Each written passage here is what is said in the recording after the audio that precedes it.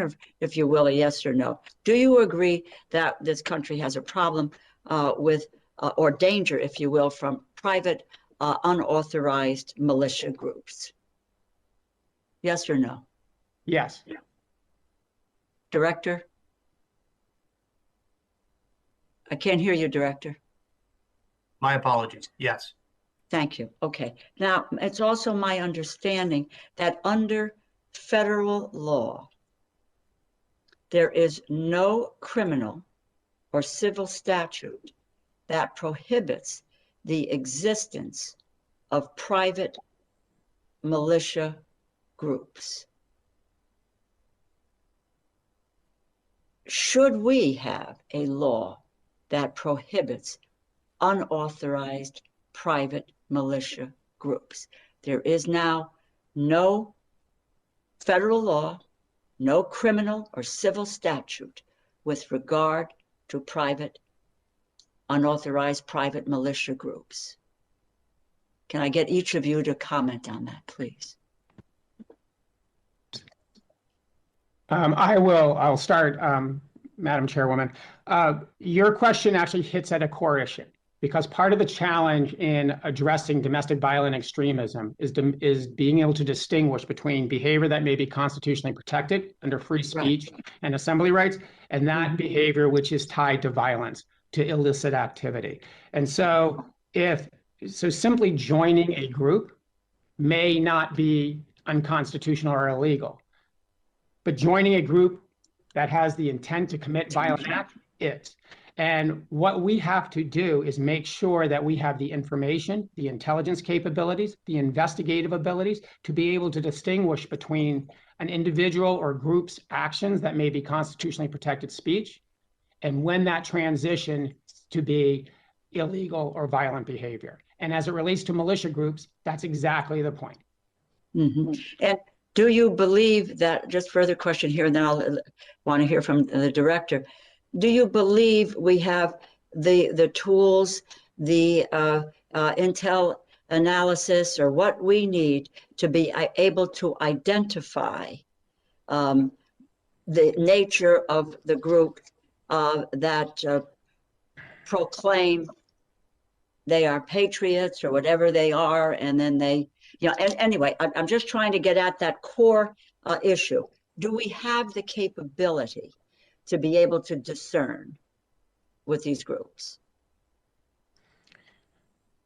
This is exactly the question that I have been asked to answer within the context of the Department of Homeland Security by the Secretary.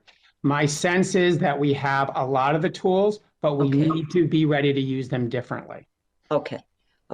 I want to then, and what do you mean about using them differently?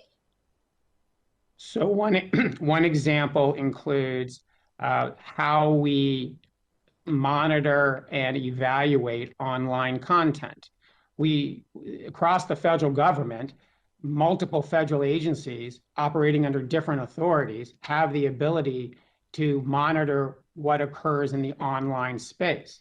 Mm-hmm. However, it's not the same as collecting intelligence between two foreign terrorists who are communicating with each other on forums or encrypted platforms or through other communications device, because a lot of the speech or a lot of the activity that occurs on those online forums, even forums that are known to be locations where domestic violent extremists congregate, much of that speech is constitutionally protected free speech. So providing our analysts the training so they can distinguish between speech that is simply somebody expressing their anger or their disagreement with the government, or whether it is a threat-related activity is important. Okay, thank you, because I want to get to Director Piccirilli, and my time is running out. So if we had, looking at the tools and the training and what we need, should we have a law that prohibits unauthorized private militia groups, in your learned opinion? Thank you for the question. Well, let me get, Director, let me get the Secretary to answer the question outright first, and then I'll move to you. Any group that engages in illegal activity and violent activity should be a group that is in violation of the law. Depending on your question, I mean, based on your question specifically, it very much would depend on what the language of the law is. Yes, got it. Okay. Director Piccarelli. Sorry for stepping on the Assistant Secretary. No, I will that's just okay. add that in the prevention space, ma'am, everything that the Assistant Secretary just said is true. What we are most concerned about are behavioral indicators that we can provide to family and friends of individuals so they understand when someone may be radicalizing to violence. Okay. I'm sorry, because my time has expired and the chair is going to, call Understood. me out of order here. But again, given what you have said, what the secretary has said about the training, the law, should we have a law carefully crafted, carefully written, dealing with what the nuances of that prohibit unauthorized private militia groups?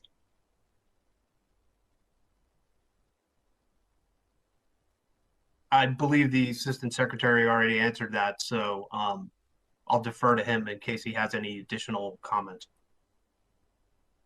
This is yes or no in terms of making laws, which is what our responsibility is in this body and in this subcommittee, to protect the people of this country. Mr. Secretary, do you want to venture a yay or nay answer?